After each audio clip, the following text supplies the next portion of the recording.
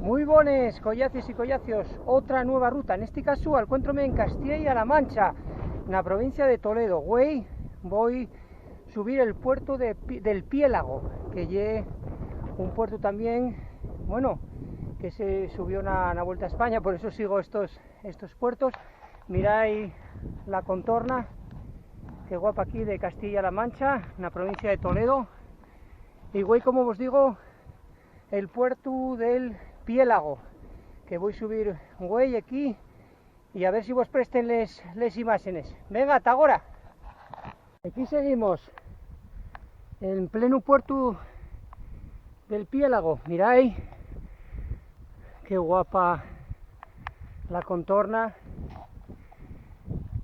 como veis, tierras de Castilla-La Mancha. Aquí tenéis. Voy a seguir para adelante. Hasta ahora.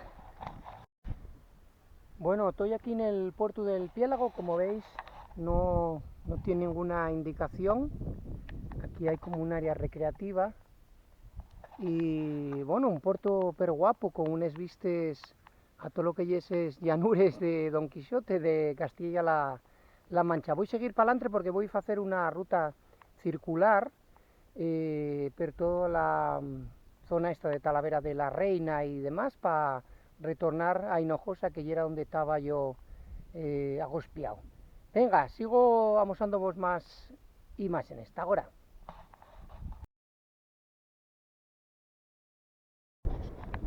Bueno, collacios, collacies, voy a aprovechar para despedirme de vos. Estoy llegando a Hinojosa de San Vicente, que es donde estoy agospiado. Y aquí remata la ruta, veis, se va a subir ese pequeño puertuco que da en 4 kilómetros. Bueno, una ruta guapa, el puerto este del Piélago, la provincia de Toledo. Venga, hasta luego. Y más nada, aquí veis que hay otros ciclistas y ya, bueno, estáis oyentes a las mías redes, que voy a ir expulsando más rutas. Venga, hasta luego, hasta luego.